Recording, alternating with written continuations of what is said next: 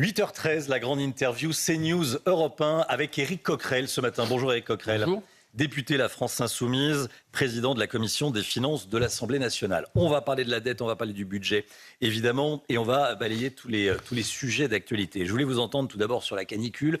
Tous les Français la vivent et la subissent. La France suffoque.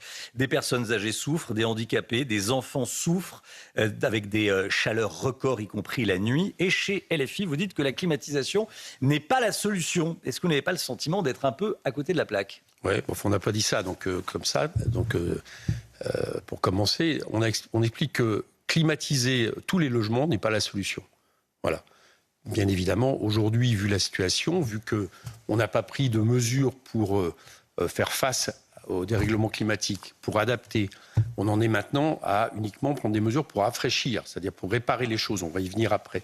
Dans les EHPAD, dans les écoles, dans les hôpitaux publics, bien évidemment, il faut de la climatisation. On ne peut pas faire autrement. Il faut aussi de la climatisation, par exemple, ce que nous on appelle les bouilloires thermiques. C'est-à-dire que que ce soit dans les logements sociaux, les logements privés, vous savez, tous ces gens qui habitent, par exemple, sous les toits, qui subissent des températures de 40 à 45 degrés, il faut les repérer parce qu'on ne peut pas faire autrement. Mais globalement, vous le savez, si, par exemple, on avait l'idée de se dire la solution, c'est de climatiser, par exemple, tous les logements parisiens ou tous les logements d'une ville, on pense qu'on augmente à peu près la température entre 2 degrés et 4 degrés. C'est les récentes études qui ont été faites tout autour. C'est-à-dire qu'en fait, en réalité, on va entretenir la question du réchauffement. Jean-Luc Mélenchon a répondu à Marine Le Pen, à son plan climatisation, en disant mais la climatisation, elle fait le contraire de ce qu'il faut faire. Donc vous revoyez un peu votre point de vue. Non. Je vous répète ce que nous avons toujours dit. Nous avons un plan canicule, vous pouvez l'observer, on l'a sorti il y a plusieurs mois, on vient de le ressortir. Et vous allez voir que sur les questions d'EHPAD, d'écoles et évidemment d'hôpitaux, on est déjà sur les climatisations. Alors, il ne faut pas seulement mettre des climatisations, il faut aussi s'occuper de tout ce qui est isolation au niveau persienne, au niveau écran anti-UV, etc. Parce que là, il y a aussi un vrai problème. Il faut par exemple des oasis de fraîcheur dans chaque école. Et figurez-vous, ça coûte très cher. Mais il va falloir le mettre sur la table, tout simplement, parce que aujourd'hui, sinon, c'est invivable. Et ça renvoie à autre chose. C'est qu'à force d'avoir des budgets qui baissent en matière environnementale depuis maintenant des années, à force, par exemple, de baisser le fonds vert, absolument primordial. Le fonds vert, vous savez, c'est l'État qui met de l'argent à disposition des collectivités qui elles-mêmes mettent une autre partie financière pour des investissements en matière écologique. Ça a été créé il y a 3 ans. Ça marchait tellement bien que l'État a décidé de baisser de 67% depuis 2 ans le fonds vert. À force d'avoir une politique comme ça, on se retrouve avec encore plus de réchauffement. On l'a pas prévu, on l'a pas adapté, et donc ça coûte toujours plus cher. Voilà la situation dans laquelle nous sommes aujourd'hui. C'est un vrai impact sur le réchauffement, mais de quoi ? Le fait que le fond vert soit moins doté. Évidemment que si, c'est un impact. Climat, oui. Si vous avez des politiques qui permettent d'anticiper le réchauffement, ou au moins de le freiner maintenant, parce qu'on n'en est plus malheureusement à l'empêcher. Si vous avez des politiques qui permettent d'adapter, bien évidemment, ça a un lien sur le réchauffement. Si par exemple vous faites de l'isolation thermique de manière massive, au lieu d'arrêter MaPrimeRénov' en plein milieu comme ça, quand survient la vague de chaleur, vous avez peut-être des chances d'avoir des logements un peu plus isolés. Ça, chacun va le comprendre. Et en plus, ça ferait marcher l'économie. C'est l'inverse de ce qu'a fait le gouvernement. Écoutez-moi bien. Depuis 3 ans, les budgets en matière environnementaux, climatiques baissent dans ce pays. Donc, de ce point de vue-là, c'est une politique, moi, que j'hésite pas à... c'est une politique qui ne fait qu'aggraver le problème, alors qu'on voit bien que c'est ça l'urgence des Français aujourd'hui. Éric Coquerel, les écologistes sont pour un congé climatique de 5 jours. Qu'est-ce que vous en pensez ? Vous pourriez soutenir Pourquoi 5 jours ? Vous pensez qu'il faut plus ? Écoutez, là, vous savez quelle est la moyenne environ aujourd'hui de canicules par an ? Aujourd'hui, une dizaine. Vous avez une douzaine de jours. Ouais. En 2050, on pense qu'on va être à 2 mois.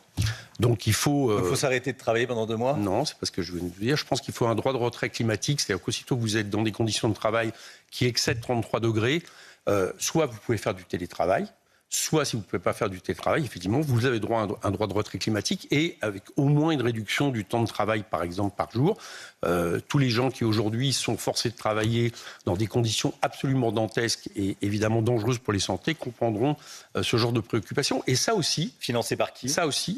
Laissez-moi finir. Ça aussi, ça montre une chose, c'est qu'à force de ne pas avoir anticipé, tout ça coûte plus cher. Vous savez combien coûtera l'inaction climatique en 2050 11 points de PIB. C'est-à-dire que si vous ne faites rien, si vous ne mettez pas les investissements nécessaires, eh bien, en 2050, chaque année, ça nous coûtera 11 points de PIB. Éric Coquerel, député LFI, avec nous ce matin sur CNews et sur Europe 1. Le rapport après le meurtre de la petite Liana a montré des dysfonctionnements. Gérald Darmanin, le ministre de la Justice, lui-même a reconnu que la justice avait failli, qu'il y avait des responsabilités individuelles. Dans un communiqué sur X, le Premier ministre, Sébastien Lecornu, a reconnu que la chaîne de protection avait failli. Il veut instaurer des mesures fortes, telles que la condamnation à la réclusion criminelle à perpétuité, une vraie perpétuité pour les violeurs en série de mineurs. Est-ce que vous êtes sur cette ligne ? Écoutez, moi je ne suis pas forcément sur une ligne je ne suis pas sur une ligne où on pense que plus on met du pénal, plus on met du répressif, plus on va régler le problème. D'accord ? Je suis d'abord pour essayer d'anticiper les choses. Anticiper les choses, ça veut dire par exemple donner les moyens à la justice pour traiter les dossiers. Vous savez, M. Darmanin a dit il n'y a pas très longtemps, il y a 70 000 dossiers, je m'engage à ce qu'ils soient traités d'ici l'été. On a calculé en gros qu'en termes de nombre de magistrats disponibles pour traiter ces dossiers, ça voudrait dire que chaque dossier est traité pendant quelques secondes. Vous conviendrez avec moi que ce n'est pas comme ça qu'on traite justement ces affaires où on reproche souvent qu'elles seront classées sans suite parce qu'il n'y a pas suffisamment de personnes qui peuvent se préoccuper de ça. Donc d'abord et avant tout, ce qu'il faut faire, c'est mettre des moyens budgétaires nécessaires, ne serait-ce que par exemple, pour faire en sorte que la France rattrape la moyenne européenne. On est très loin. En termes de magistrats, laissez-moi finir, de juges, de parquets, de greffiers, on est très loin de la moyenne européenne. En termes aussi d'officiers de police judiciaire formés. Rien que ça, par exemple, rien que de fait d'atteindre la moyenne, ça voudrait dire qu'on fait un plan d'investissement de 700 millions d'euros, c'est ça qui est nécessaire, plus tout ce qui est nécessaire au niveau EPJ. Et par exemple, moi je propose qu'on fasse un projet de loi de finances rectificative, on va parler tout à l'heure des budgets. Vous savez que le gouvernement veut essayer de l'éviter, pour faire face à la fois à la question climatique dont on a parlé précédemment, au moins dans ces manifestations les plus extrêmes pour les écoles et autres, et également pour les violences faites aux enfants et aux femmes. Voilà, je pense que ça serait nécessaire. On ne peut pas attendre. On n'a pas attendu pour le Covid. On ne doit pas attendre pour ces actions. Je pense qu'il faut libérer plusieurs milliards pour essayer au moins de rattraper ce retard. Pour le régalien et pour la justice, sur la perpétuité réelle, le taux de récidive des agresseurs et des pédophiles, des agresseurs pédophiles, est extrêmement élevé. Ça veut dire que quand on relâche un pédophile qui a violé, il y a déjà c'est un pédocriminel, de si vous le permettez. C'est oui, ça, le pédocriminel. Non, oui, mais dans l'histoire, ça n'a pas tout à fait les mêmes définitions. Donc c'est un pédocriminel. Allez-y, continuez. Un agresseur qui aime les enfants et qui agresse des enfants, le taux de récidive est extrêmement élevé. Oui, il n'aime pas les enfants. Un agresseur qui agresse les enfants n'aime pas les enfants. Donc les agresseurs d'enfants que vous libérez vont à nouveau agresser. Mais je vous ai pas dit. Le taux de récidive est extrêmement élevé. Alors, donc est-ce que vous êtes pour ou contre la perpétuité réelle ? Quand vous le relâchez, il y a un risque énorme ça veut dire qu'il recommence. Ça veut dire que...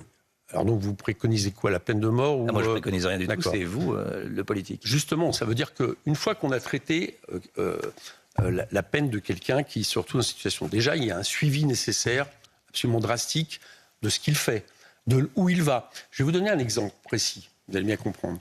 Il y a quelques années de ça, alors c'est pas par rapport à un enfant, là c'était par rapport à une femme, il y a quelques années de ça dans ma circonscription à Épinay, laissez-moi finir, parce que c'est concrètement les problèmes qui sont posés.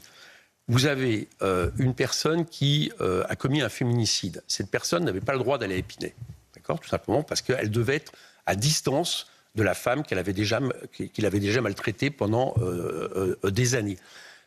Personne n'a prévenu cette personne qui avait pourtant un téléphone de secours qu'il était sorti de prison. Le bilan, c'est qu'en quelques jours, il est arrivé, il a tué cette... Donc, ce qu'il faudrait, par exemple, par rapport à un dossier comme ça, c'est que vous ayez un suivi, ne serait-ce un minimum qui prévient la personne que cette personne est sortie de prison et que cette personne qui est sortie de prison soit évidemment, j'allais dire, contrôlée dans ses actes. Donc, pas de perpétuité réelle pour les agresseurs et les violeurs d'enfants. Ça, c'est le juge qui décide. C'est le juge qui décide. Oui, mais vous, en fonction, c'est le juge qui décide. Mais c'est le juge qui décide quelle peine doit encourir quelqu'un de ce type-là. Je vous dis qu'après, le problème, c'est que déjà, il y en a peu qui sont repérés, donc ce qui pose un problème de moyens pour faire en sorte qu'il y ait moins d'affaires classées sans suite. Il y a les 3/4 des affaires classées sans suite sur les questions de violences faites aux enfants. Donc vous êtes contre la perpétuité réelle pour les agresseurs et les violeurs d'enfants. Et deuxièmement, puisque vous voulez réduire uniquement cette interview à ça, deuxièmement, vous savez, c'est pas le fait qu'il y ait la perpétuité réelle qui va régler la question. Je vous pose la question claire, à un moment donné, et des actions criminelles vis-à-vis d'enfants de pédocriminalité. C'est pas parce que vous allez faire en sorte, ça c'est assez documenté, que vous pouvez toujours augmenter les peines, c'est pas ça qui empêche qu'à un moment donné quelqu'un passe à l'acte de ce type-là. Donc ce qu'il faut faire, c'est de faire en sorte que ces personnes-là soient davantage la perpétuité réelle, ça permet d'empêcher qu'ils repassent à l'acte.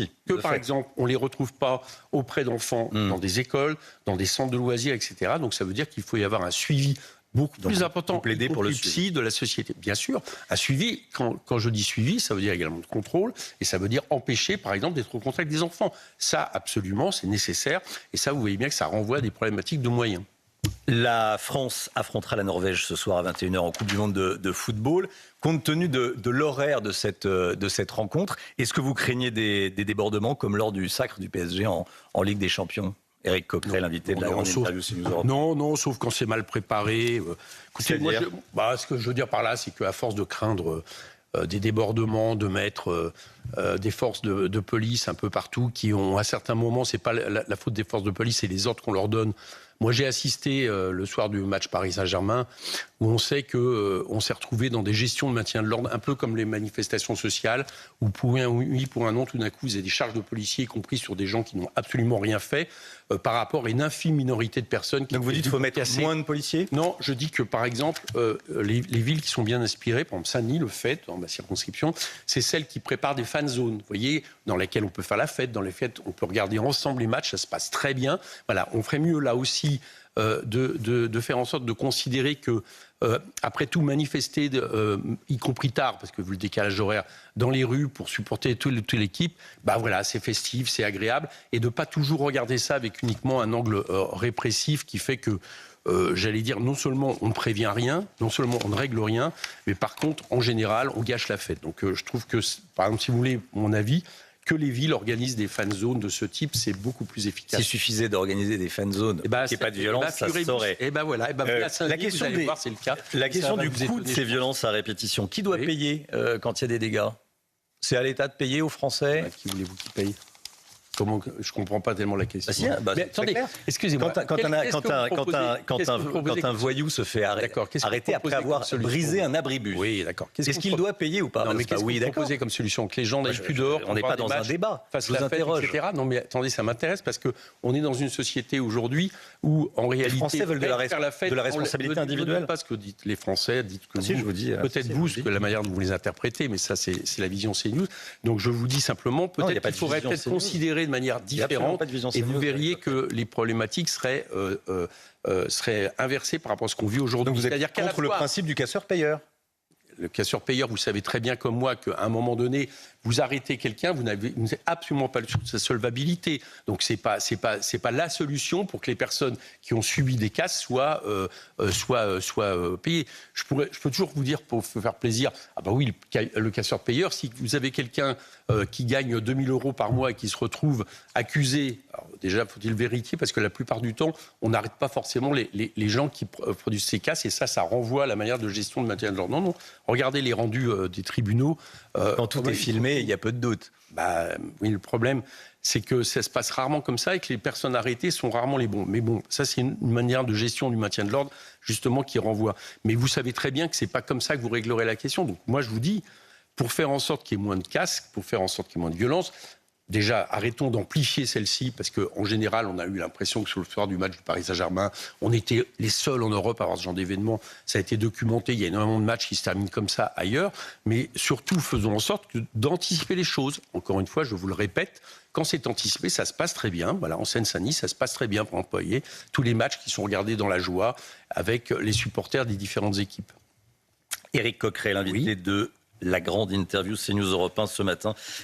L'Union des droites pour la République d'Éric Ciotti avait, lors de sa niche parlementaire hier, déposé une proposition de loi sur l'interdiction de célébrer les mariages d'étrangers en situation irrégulière sous OQTF. Vous avez déposé des milliers d'amendements pour empêcher que ce texte passe. Pourquoi ? On a gagné d'ailleurs, je suis très content. Pourquoi ? Parce que c'est un texte... Excusez-moi, je pense que là, aujourd'hui, empêcher quelqu'un qui n'est pas en situation régulière en France de se marier avec une personne parce qu'il n'est pas en situation irrégulière, je ne suis pas d'accord. Je ne suis pas d'accord avec cette vision qui laisse à penser que le problème majeur d'aujourd'hui de nos sociétés, c'est le fait que des personnes qui n'aient pas de papier, en tout cas qui ne sont pas en situation régulière, se marient avec quelqu'un parce qu'ils le souhaitent, etc. Voilà, je pense que c'est une mesure raciste, pour tout vous dire. Pourquoi c'est raciste ? Parce que, comme d'habitude, ça pointe en réalité l'idée que le principal problème dans notre pays sont les immigrés, et y compris sont les immigrés qui n'ont pas de papier, mais qui, dans la plupart du temps, travaillent, enrichissent le pays et ne demandent qu'à une chose, c'est être régularisé. Là, c'est quelqu'un qui est sous OQTF, à qui l'administration dit qu'il a l'obligation de quitter le territoire français. Ouais, et donc, vous sous-entendez qu'il n'y a pas d'immigration. Il y a une immigration en France, mais là, ce sont des gens qui ne respectent pas les règles. Je ne vous ai pas dit qu'il n'y avait pas d'immigration en France. Je vous dis simplement, mais quelles règles ? Vous savez qu'aujourd'hui, moi, je vais vous dire une chose. Je me retrouve avec une situation... Mais attendez, je me retrouve avec une situation... Oui, d'accord. Quand les règles de la République sont stupides, on peut quand même s'interroger sur ces règles. Vous savez qu'on a à peu près 3... S'interroger, ça veut dire ne pas les respecter ? Vous savez qu'on a... Éric Coquerel, s'interroger, ça veut dire ne pas les respecter. Mais il y a des moments, elles ne sont pas... Je vais vous dire une chose. Elles ne sont pas atteignables. Vous savez pourquoi ? Parce que, par exemple, on a une situation qu'on a tellement durcie sur les OQTF qu'on demande à quelqu'un qui est installé dans ce pays, parfois même, qui est enfant de parents français, figurez-vous. Il y a des cas comme ça. Hein. On dit, eh bien, cette personne qui est installée dans le pays, soit qui fait des études, soit qui travaille et enrichit ce pays, qui n'a pas d'autre pays en réalité pour vivre, on va tout d'un coup l'expédier à l'extérieur, là où il n'a pas de vie, là parfois même où il est soit en danger économiquement, etc. Ça ne marche pas, ça ne fonctionne pas. Et même les préfets ne peuvent pas l'appliquer parce que ça n'a pas de, comment vous dire, humainement, c'est absolument terrible, mais en plus, même d'un point de vue des intérêts de notre pays, c'est stupide. Voilà pourquoi il y a beaucoup d'OQTF qui ne sont pas respectés. Pourquoi ? Parce que, par exemple, par rapport à l'Allemagne, on a environ 3 fois plus d'OQTF. On a fait une espèce de politique répressive sur la question de l'immigration, alors même que tous les calculs montrent qu'en réalité, par exemple, c'est les travailleurs qui sont aujourd'hui sans papier, qui sont dans le bâtiment, dans la sécurité. Parfois, je ne sais pas, on pourrait peut-être vérifier, vous avez peut-être même dans la sécurité. Enfin, vous, je ne sais pas, parce que vous devez avoir des politiques, à mon avis, encore plus attentives là-dessus. Mais je vais vous dire une chose. Nous, on respecte les règles, effectivement. Oui, bien sûr. Mais ces gens-là, figurez-vous, notre pays, on a besoin. Voilà. Et que si tout d'un coup, on faisait en sorte que ces OQTF se réalisent, vous avez plein de secteurs, là, y compris de gens qui, sous la canicule, sont en train de travailler dans les chantiers, y compris pour isoler peut-être des bâtiments en urgence. Vous avez plein de secteurs qui s'arrêteraient. Donc c'est une politique stupide, c'est une politique inique, c'est une politique qui est contraire à nos intérêts. Et donc, pour revenir à votre question, quelque chose qui considère qu'aujourd'hui la priorité, c'est qu'une personne qui est dans cette situation-là ne puisse pas se parier à une personne en France qui est régulière, c'est évidemment pointer des choses qui sont, franchement, qui ne vont pas changer la vie des gens. C'est une manière de le faire raciste. Le problème de cette loi, c'est que, là, M. Ciotti s'est fait avoir, c'est qu'il avait presque un engagement du gouvernement comme quoi le gouvernement l'appuierait. Bon, c'est finalement pas ce qui s'est passé, heureusement. Et je suis très content, pour tout vous dire, qu'on ait réussi à faire de l'obstruction et faire en sorte que ça ne passe pas. 3 536 milliards d'euros de dette, c'est le tout dernier chiffre, cette dette qui augmente. Le service de la dette, donc le remboursement de la dette coûte de plus en plus cher. J'imagine que vous êtes inquiet en tant que président de la Commission des finances de l'Assemblée. Oui, enfin, ce qui m'inquiète, c'est plus comment cette dette s'est produite. Alors déjà, première chose, je rassure tout le monde, nous ne sommes pas au bord de la faillite ou, comme le disait le Premier ministre Bayrou il y a 1 an, au bord du FMI qui menace la France. Voilà, tout ça, c'est des fadaises. On assume cette dette. Je ne dis pas qu'il faut la cultiver pour la cultiver, mais on assume cette dette. Et ce n'est pas moi qui le dis, c'est le ministre Lescure, il n'y a pas très longtemps, qui était à côté de moi, où je préconisais que pour les investissements écologiques, par exemple, ou pour faire face au coût de la guerre, vous savez qu'il va être environ une dizaine de milliards, très vraisemblablement, la France essaie de pousser la Banque Centrale Européenne à faire des prêts directs aux États, comme elle l'avait fait pendant le Covid. La réponse du ministre a été de me dire... On risque d'alarmer les marchés alors qu'il n'y a pas, en substance, j'ai à peu près la phrase de verbatim, il n'y a pas de problème aujourd'hui pour qu'on prête à la France, donc il n'y a pas de problème de dette. Donc, ce n'est pas un problème majeur. Par contre, ce qui est un problème majeur, c'est comment cette dette s'est créée. Créer de la dette pour investir, par exemple, dans l'isolation thermique, dans la bifurcation écologique, c'est très bien. Faire une dette pour faire des cadeaux fiscaux aux plus riches, c'est-à-dire faire en sorte qu'il y ait 100 milliards environ d'euros de recettes en moins pour l'État par an depuis M. Macron, ça c'est un problème. Donc c'est plutôt à quoi sert la dette qui est un souci aujourd'hui. Éric Coquerel, je voulais vous entendre également sur l'Arcom. Le président de Canal+ a écrit une tribune dans le Figaro. L'Arcom fait un reproche particulièrement inquiétant à CNews. L'Arcom qui écrit « La répétition marquée d'une séquence à l'autre des mêmes commentaires et opinions s'observe principalement s'agissant de l'action de l'exécutif en raison de positions perçues comme insuffisamment fermes et cohérentes ». Ça veut dire que critiquer le gouvernement, c'est considéré par l'Arcom comme un manquement. Est-ce que c'est dangereux selon vous? C'est pas du tout pour la démocratie. L'Arcom, vous savez très bien ce dont il est question par rapport à CNews et notamment les sorties racistes que vous fréquentez habituellement sur votre chaîne de télé. Il n'y a aucune sortie raciste. Oui, bien sûr. Confère par exemple des accusations. Aucune sortie raciste. Non, ce que vous dites est faux. Vous avez eu des condamnations de plusieurs personnes qui sont passées sur CNews à plusieurs reprises. Donc on va pas, je vais pas passer, mais ce que vous dites est faux. Et ne serait-ce que les dernières avec Monsieur Onfray sur le maire de Saint-Denis. Mais évidemment, pour vous, des propos où on compare le maire d'une grande ville de Seine-Saint-Denis à quasiment un sauvage dans une jungle ne sont pas racistes. Bien sûr. Eh bien, moi, je vous dis l'inverse. Sur la liberté et donc, je trouve même que l'Arcom est beaucoup trop clémente avec vous, si vous voulez. Vous êtes favorable à la fermeture de CNews? Ah oui, je pense que vu ce qui se passe depuis un certain temps, oui, je pense. Alors que vous venez sur le plateau, vous savez qu'il y a la matinale d'Europe 1, la matinale d'Europe 1, pluralisme. Je suis à la matinale d'Europe 1, mais continuez comme ça, vous allez me regretter de venir à la seule émission où je viens sur CNews, parce que vous savez que je ne viens dans aucun de vos débats. Donc il n'y a que 2 émissions sur lesquelles, pour l'instant, nous continuons à venir, qui est votre matinale, parce que vous l'associez avec d'autres médias, ou l'émission dominicale avec les échos du dimanche matin. Mais si vous pensez que ça vaut validation de tout ce qui se passe par ailleurs sur CNews, continuez comme ça. Vous assumez de vouloir fermer un média? Mais écoutez, un média qui, sans arrêt, fait en réalité qui est une machine de propagande pour l'extrême droite, voire l'ultra-droite, avec vous avez une ribambelle depuis 20 minutes non, il y a sur l'antenne de CNews et d'Europe 1, vous êtes une machine de propagande pour je ne sais qui. C'est bien pour ça que nous faisons des exceptions sur votre matinale, voilà. Mais là, vu la manière dont vous me posez ces questions, vous allez finir par me faire regretter.